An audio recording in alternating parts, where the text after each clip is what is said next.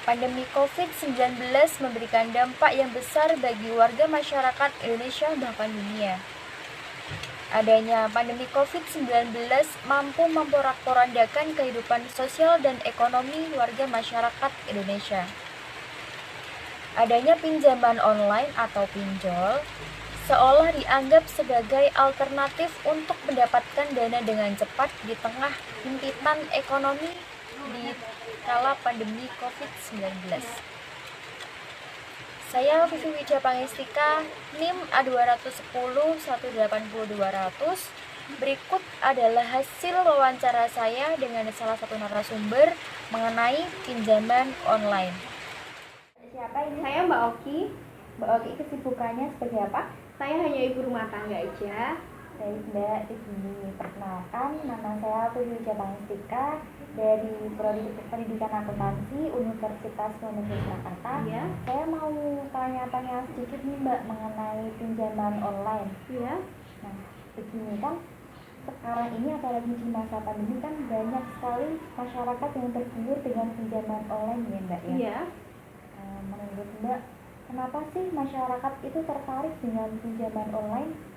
Oh, jadi kebanyakan masyarakat pinjam online itu kemungkinan besar ada salah satu orang kemungkinan dia kena blacklist di salah satu perusahaan bank karena tersendatnya pembayaran angsuran.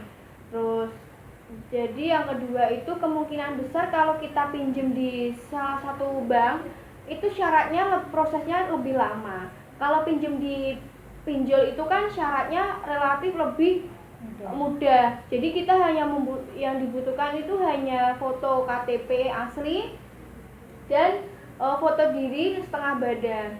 Dan yang ketiga itu yaitu tadi cara kita kemungkinan besar kita pinjam dana itu lewat pinjol itu kemungkinan lebih cepat keluar dananya.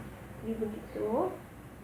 Jadi kesimpulannya karena kemudahan yang ditawarkan oleh pinjaman online itu ya Mbak ya? Iya, jadi kan kalau di pinjaman online itu kan dananya lebih cepat keluar gitu loh Mbak, dan syarat-syaratnya itu kan lebih mudah dan singkat gitu. Maksudnya apa ya? Maksudnya itu pencairan dananya aja itu juga cepat dan prosesnya itu ya syaratnya lebih mudah gitu. Kita lanjutkan ke pertanyaan yang kedua ya Mbak ya? Boleh. Lalu permasalahan apa sih yang terjadi dari kasus pinjol, terutama pinjol ilegal? Jadi di pinjol itu bunganya itu sangat besar ya Mbak ya, dan sangat besar, dan di pinjol itu tidak ada pengawas dari OJK. Untuk Mbak sendiri apakah pernah menggunakan jasa pinjaman online? Jadi jujur saya belum pernah menggunakan pinjol. Dulu saya pernah ingin pinjam online, tapi karena ada salah satu kendala yang bikin saya ragu itu gini. Jadi ketika kita pinjam online kita tidak bisa membayar dengan tepat waktu. Tadi kan ada yang namanya foto KTP asli dan foto diri. Jadi itu kendalanya saya itu ketika saya telat bayar. Jadi foto KTP, data diri saya itu akan disebarluaskan di nomor.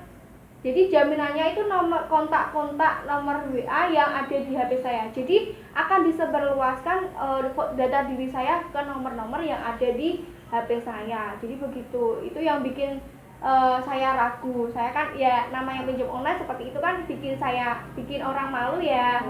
Jadi begitu. Baik. Kita lanjutkan ke pertanyaan yang ketiga. Bagaimana seharusnya masyarakat, terutama kita sebagai masyarakat, mensikapi adanya pinjaman online ini? Jadi ya seharusnya masyarakat itu menghindari pinjaman online ya.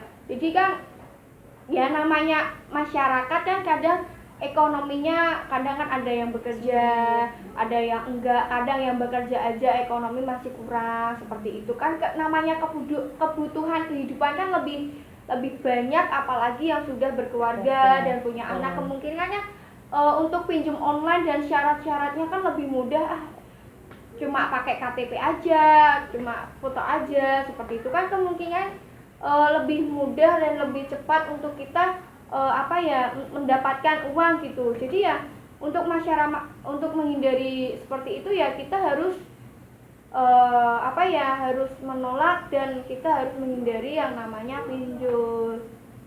Apakah kalau kita terpaksa, apakah perlu menggunakan pinjol yang legal dan yang sudah terjamin keamanannya, Mbak? Menurut Mbak gimana? Kalau menurut saya untuk pinjol itu ada kemungkinan keamanan dan ada tidaknya. Kalau menurut saya gimana ya? Saya belum paham betul sih dengan pinjol, karena di sisi lain pinjol itu juga butuh KTP, data diri, dan yang kedua itu kenapa kalau ya ada kendala itu kayak disebarluaskan begitu. Jadi Mbak sendiri tidak percaya dengan pinjol, Mbak? Tidak percaya ya, karena pinjol itu kan ilegal begitu. Terakhir nih, Mbak, Iya. bagaimana seharusnya peran OJK atau Otoritas Jasa Keuangan dan pemerintah terhadap adanya pinjol ilegal ini? Jadi seharusnya pemerintah dan OJK itu menertibkan, kalau bisa menutup adanya pinjol, karena pinjol itu sangat merugikan warga masyarakat karena bunganya yang sudah relatif besar. Oke Mbak, cukup pertanyaan dari saya. Terima kasih. Ya, sama-sama.